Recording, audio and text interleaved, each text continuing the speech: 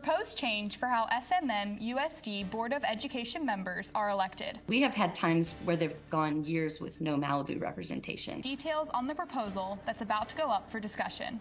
And is Malibu's homeless population decreasing? We take you inside the effort to find out.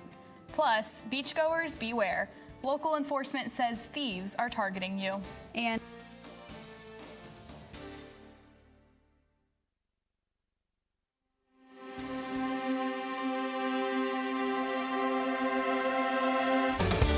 Malibu's only live newscast. This is NewsWaves 32, live.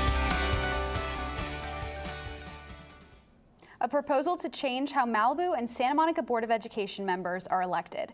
Good evening, I'm Nora Moriarty. And I'm Abby Wilt. Welcome to NewsWaves on this Tuesday, January 30th. The new proposal favoring Malibu representation is up for discussion tomorrow. Zoe Hunt joins us live with details on the districting debate. Zoe? Thank you, Abby. I'm here at the Santa Monica City College in Malibu, where a public hearing will be held tomorrow evening to discuss the proposal on how Board of Education members will be elected and to discuss what it could mean for Malibu.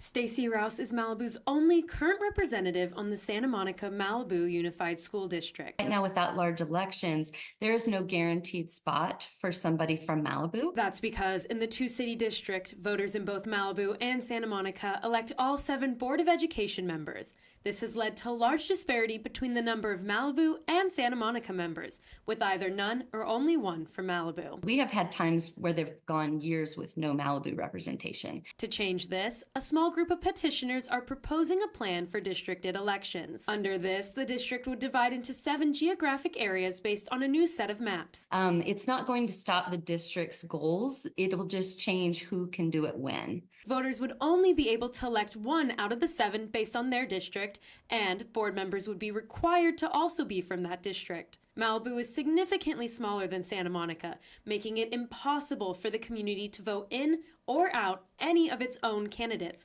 without help from Santa Monica.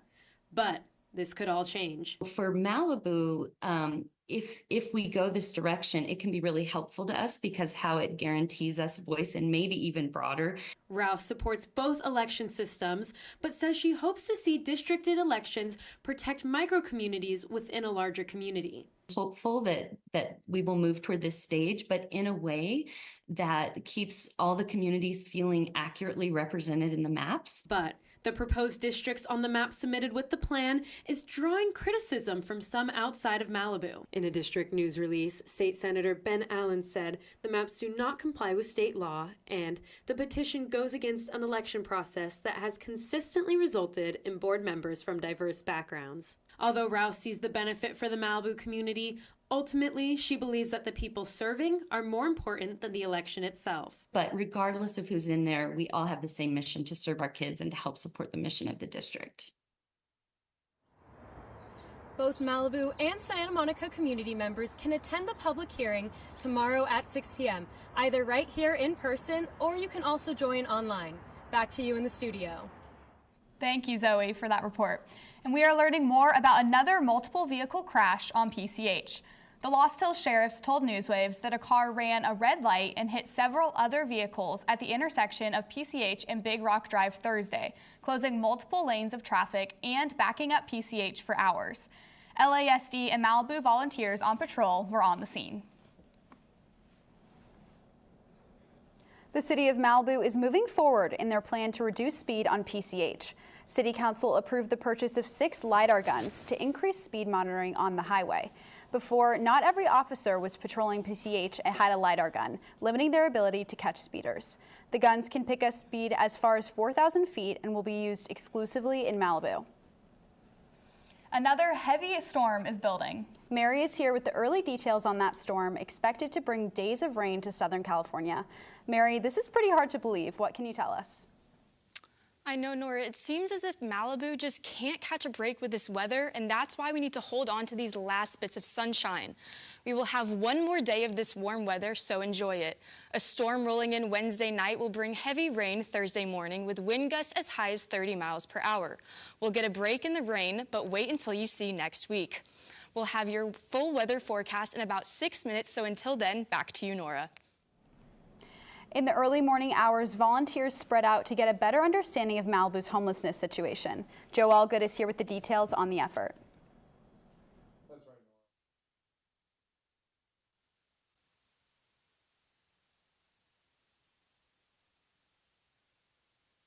I just want to thank you all once again for coming by this early. We do have coffee there. If you please help yourselves, we do have some snacks. The federal government requires that counts like these happen every 2 years across the country. LASA had started in 2016 doing the homeless count every year, so that way we could provide more continuous information and more updated information to policymakers so that they can better address homelessness throughout the continuum of care. Malibu Public Safety Liaison Luis Flores says that the count is a crucial step in informing their homelessness outreach efforts. If we're seeing, increased decline in our homeless population, that means obviously our outreach efforts are working. So we're going to continue to invest in outreach services.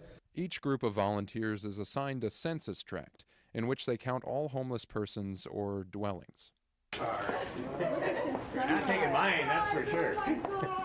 The data collected from those counts is then compiled and processed by LAHSA and their partners at USC, who then deliver it later this summer. It gives us an overall picture of homelessness in LA County. Many people in Malibu who are homeless live in their cars. I noticed we do have a lot of people sleeping on the highway overnight. Some homeless, others just kind of passing by. But the data will reflect that we do have a lot of vehicular homeless. Malibu residents may also be concerned about encampments, like this resident who spoke at last week's city council meeting about a homeless encampment on her street. The encampment has been there for 4 months. That encampment was cleared as of this morning, after the city provided 72 hours notice to the person living there. Ultimately, Flores says that for each individual person, outreach varies, which is why it is important to maintain contact and monitor the situation through methods like the homelessness count. And that's the ultimate goal, to work with these individuals for as long or as short as they need to so that we can get them to the next stage in their life. As part of that outreach effort, Malibu partners with the People Concern, a group in Santa Monica that provides shelter to homeless persons.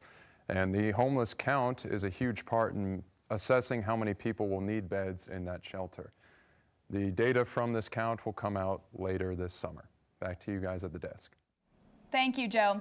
And a reminder to lock your cars. Gabrielle is live at Surfrider Beach. Thank you, Abby. Protect your car and belongings from theft and robbery. I'll have more on the vehicle break-ins on PCH after the break. And out of sync, the adjustments being made to the ongoing PCH traffic signal synchronization project that should ease your commute. Can you consent with me? Imagine what you'd see if every child had a book to read. So the mission is for us to get a book to each and every child. So let's join hands, book people unite. Unearth hidden passion. Come on, we'll have a good time. One book can be the first thing that helps to change a life. Book people unite. Read to a child today and spark a lifetime of ambition. Well, Thomas, you've got prediabetes. But with more exercise and a change in diet, it can be reversed. I've tried exercising. It just makes me hungry for bacon. I love bacon, too. And who really likes to exercise? Not me. Me neither. Nobody. So we're good? What? Oh, you still have prediabetes. Big time.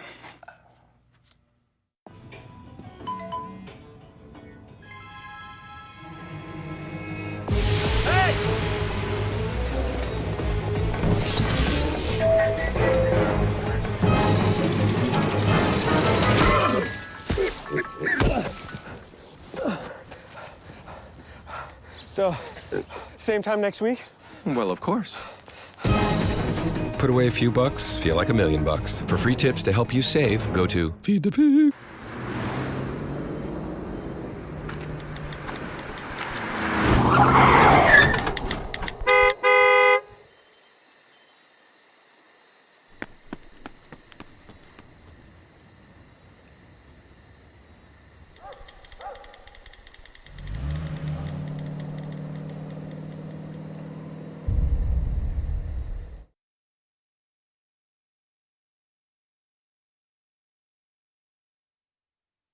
Welcome back.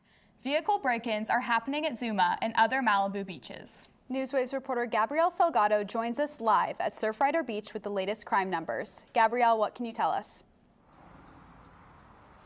Thank you, Nora. The Lost Hills Sheriff's Department is warning people parked right here, especially those headed for the sand or water, that even though it's winter, thieves are waiting. Hide your valuables and lock your car, with people's guards down during the winter months. No matter if it's in the summertime or the middle of winter, the criminals don't take vacation. The Lost Hills Sheriff's Department is warning beachgoers of vehicle break-ins when parking along PCH. Last month, the Sheriff's Department reported 12 vehicle burglaries, some of which could be attributed to the winter storms creating ideal surfing conditions. All the surfers came out, and lo and behold, they got their cars broken into. Including those who thought they were taking theft prevention measures. The surfer told me he dug a hole in the ground, in the dirt, put his key fob in the dirt, in the hole, and put a rock over it, thinking it would be safe there. Surfers out this morning are aware that thieves are watching and waiting. People watch and just can't be too cautious. When Zach Verba is in the water, he makes sure valuables are locked up. Don't put anything of value in sight, anything of value in my truck, I lock up inside the truck. Sheriffs say the better option is to not bring anything you don't want stolen to Malibu. If you're coming to Malibu to surf or to go to the beach, remove your valuables, remove your key fobs. Surfer Jeffrey Morris is just hoping his older car deters thieves. I think my car's so old, they look at it and they go, they don't want to deal with it. That's my strategy. The surfers I talked to this morning come out here multiple times a week and said that they either know someone who has had their car broken into or have had their own vehicle burglarized. One surfer said that she has been the target of vehicle burglary 3 times. Back to you in the studio. Thank you, Gabrielle. That's definitely very important for us all to keep in mind. And I hear there's another warning for surfers coming. I hear there might be rain coming. Mary, what can you tell us? Yes, I was just about to bring out my surfboard, but it seems as if I'm going to be taking my umbrella out again. Why is it? We've been back-to-back blue skies, allowing Malibu residents to get out and enjoy summer-like weather the last few days. But brace yourselves because change is coming. A wet weather pattern is moving out our way and bringing significant winds and snow to mountains as well. Today in Malibu, we are seeing a partly cloudy high of 69 degrees with today's low being 53 degrees. Rainfall will start late Wednesday night into Thursday, and we'll see temperatures drop to as low as 43 degrees later on in the week. We'll see these traits flow into the whole region, with inland cities such as Thousand Oaks and Agora Hills reaching temperatures as high as 75 degrees before the rain comes. We will see temperatures drop down to 57 degrees with Calabasas in the mid-60s and Santa Monica in the high 50s. Currently, the fire risk is low for today as well as the week due to incoming wet conditions from the storm, and currently the surf is looking pretty fair today with waves around 2 to 3 feet high. But as the storm approaches, prepare for heavy wind and be on the lookout for weather advisories. We'll see temperatures drop for the remainder of this week with highs in the low 60s and lows in the mid 40s. Moderate rainfall is forecasted across Los Angeles County starting Thursday, but no significant flooding is expected for the region during the first storm. Even this week's storm, possibly the first of many, falls in line with typical El Nino pattern, fueled by a warm atmospheric river moving along a strong Pacific jet stream. I was really loving the sunny weather, so I am a little bummed that this rain is coming I know, to Monday us I here was soaking soon. up all the sun. Yes. But now it's all rain. I know, picnic baskets are just not in the weather forecast today. It's all right. It is good for the fire conditions, so we'll take it. True. Yes, no more fires. Thank you, Mary. Of course. The city is responding to concerns about Malibu's traffic synchronization project. The project is expected to improve traffic flow on PCH, but right now it is slowing traffic down. The revised plan will open 2 lanes of traffic in each direction by shifting 1 travel lane into the center median. Commuters will still face weekday delays between 6 a.m. and 3 p.m., but City Council member Paul Grisanti says the project is long awaited and important. What this will do is it's going to link all of the signs, all of the lights together.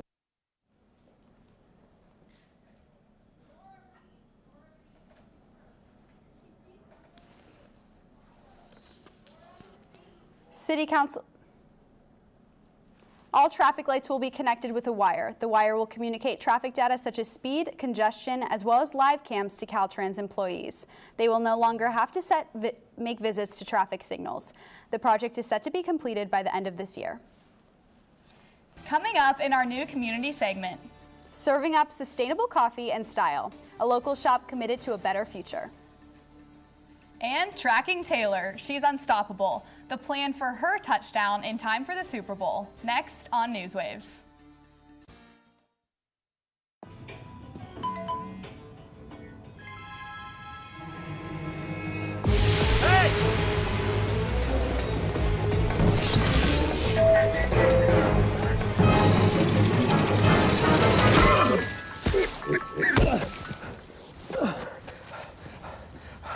So, same time next week? Well, of course. Put away a few bucks, feel like $1 million. For free tips to help you save, go to Feed the Pig. Got a quarter?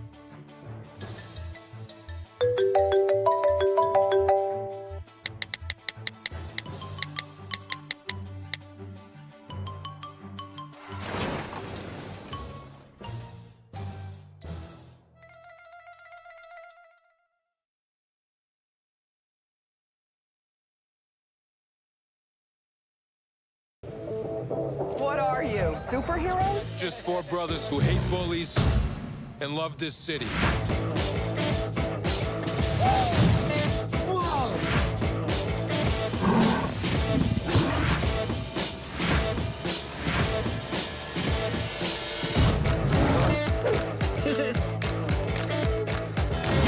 Gear up, guys.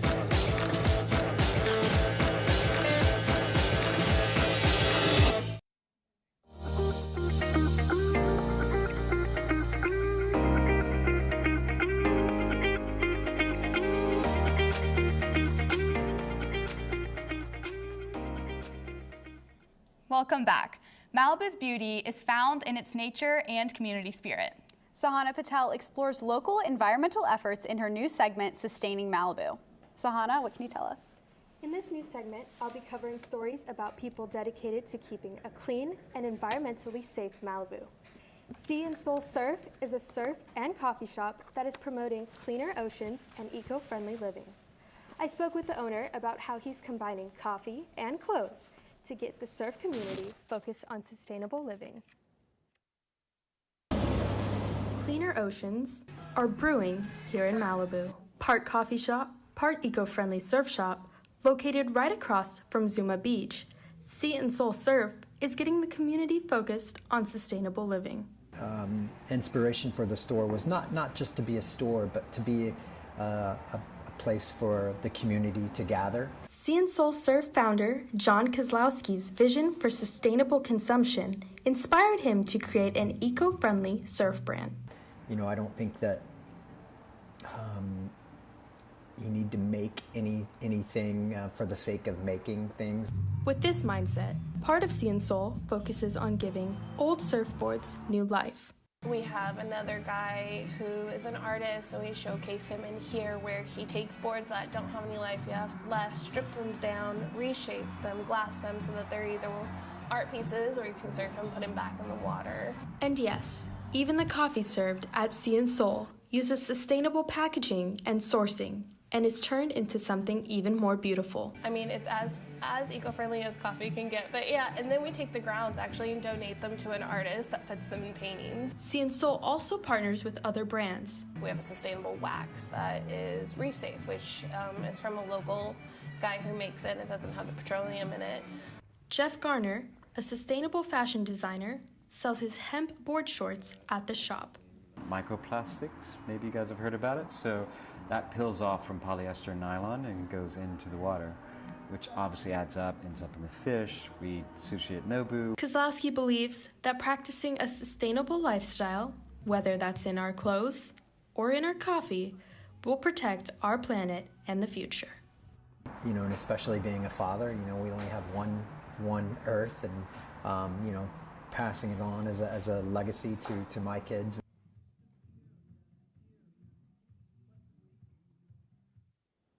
Sea and Soul Surf hopes to spread their mission of sustainable living to surfers throughout SoCal.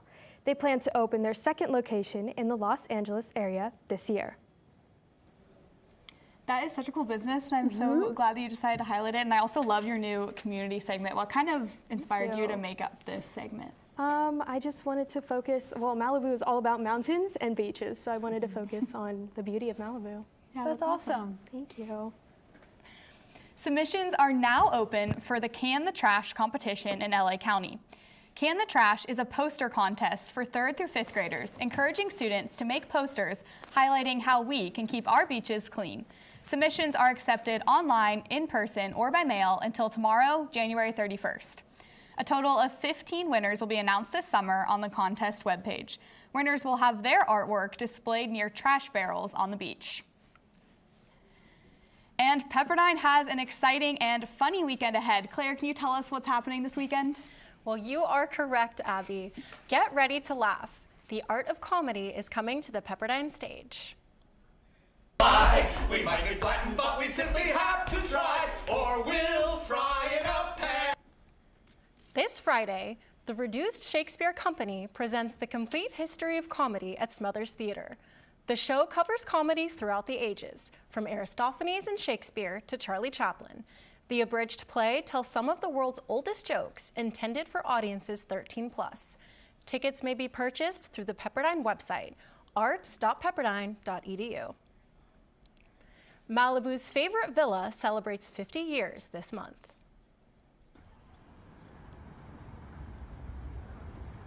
The Getty Villa Museum is home to gardens, ocean breezes, and a collection of ancient Greek, Roman, and Etruscan art. Opened by J. Paul Getty in 1974, the museum is a near replica of the ancient Villa de Papri in Italy. The villa's 50th anniversary features the sculpted portraits from ancient Egypt exhibit on special loan from the British Museum in London. Admission is free for visitors, but a reservation is required. Getty is also offering a free delving tour through March 4th. Superstar by night, Super Bowl by day. The time zones are aligned for Taylor Swift this football season. Takes all my friends to the summit. Mama is the guy on the trees. Swift resumes her Eras Tour on February 7th and will be performing a show in Tokyo on February 10th, less than 24 hours before the Super Bowl kickoff in Las Vegas. Lucky for Swift, Tokyo is 17 hours ahead of Las Vegas, and she will be crossing the international date line on the Pacific, giving her an extra day. The singer will need to hop on a Vegas-bound flight shortly after her show, but should be able to make it on time to see her boyfriend and the rest of the Kansas City Chiefs take on the San Francisco 49ers. Okay, what are we thinking? Is Taylor gonna make it? Well, I think she's gonna make it. What do you think? You know, I have to agree with Nora. As a Swiftie myself, I think she's capable of anything, and I think she'll be there. I think she will too, but I'm a little worried she's gonna rush the end of her show, and like it just can't be rushed. We've both seen it. We know that it's perfect, and it needs to be soaked up for the whole 3 hours. So hoping that she's still. I'm just still betting that she replaces Usher in the Super Bowl show. I think there's still a possibility, so hopefully that'll happen. She might. We'll see what happens, I guess. Thank you, Claire. A heartbreaking announcement for Pepperdine's crosstown rival, LMU.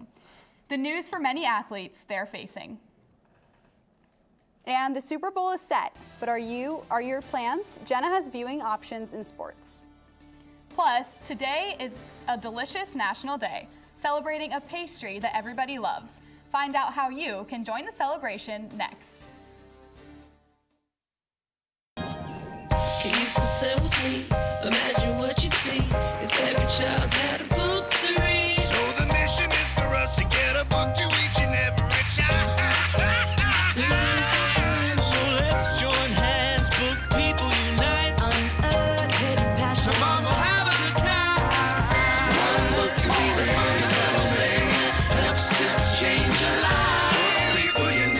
Read to a child today and spark a lifetime of ambition. Well, Thomas, you've got prediabetes. But with more exercise and a change in diet, it can be reversed. I've tried exercising. It just makes me hungry for bacon. I love bacon, too. And who really likes to exercise? Not me. Me neither. Nobody. So we're good? What? Oh, you still have prediabetes.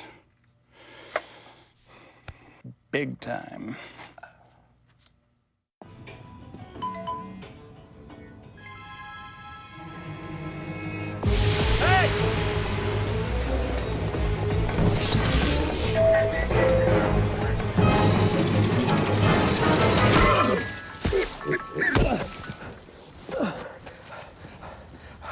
So, same time next week?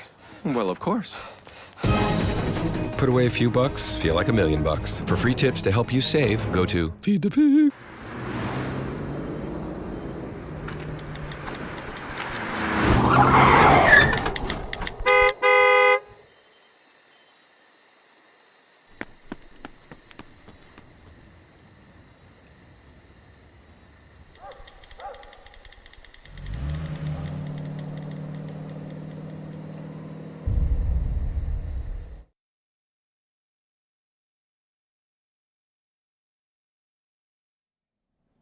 Welcome back. The game of the year is just around the corner, and Jenna joins us with a new way to watch a Super Bowl. Jenna, what is that new way?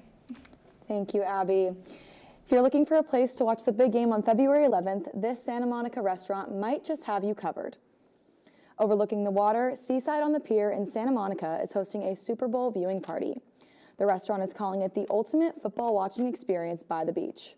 Whether you're a diehard fan or just looking for a good time, VIP tickets for the 3-hour-long event are $25, and patrons can choose between a seat on the rooftop or the main floor. Just down the road, LMU University Athletics announced they are making some dramatic changes to their athletic programs, a decision not without controversy. 1 week ago, LMU's athletic director gathered men's and women's track, men's cross country, women's swim, and men's and women's rowing into one room to deliver the news that the university is cutting their teams. It was awful. Track and cross country athlete Daniel Vaca says the moment he and others found out that their season was finished was hard. I mean, I remember seeing other athletes just get up and leave, sobbing. The news was met with a lot of tears. It was so silent except for people crying and just kind of through shaky breath trying to ask questions. The athletes say it's like an imposed breakup. It's literally you're tearing apart like a family. We're all really close with each other, so.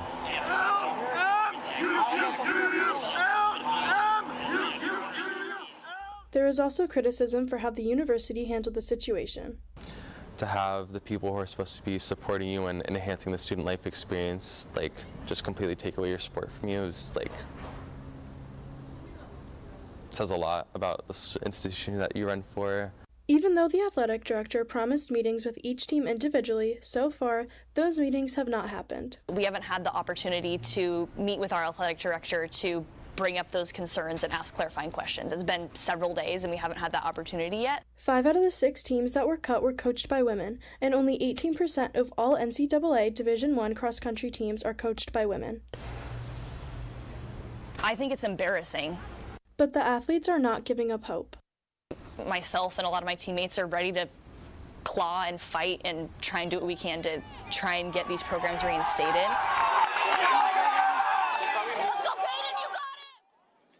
So as the decision stands, the LMU swim team had their last ever home meet on Saturday, and the athletic team still have not had the opportunity to speak with their athletic director as they were promised. That's unreal. Yeah. I think it's just disrespectful too, because they work so hard in high school to get recruited, and then obviously they put all that work in college to just be let known. Yeah, and what I found out with speaking with 2 of the athletes as well was the media found out 5 minutes before they did. The release was right after they found out, and the coaches only found out 10 minutes prior to that as well. So definitely took them by surprise. Yeah. No, that's devastating. By surprise too. Yeah. Thank you, Jenna. Thank you. And happy National Croissant Day.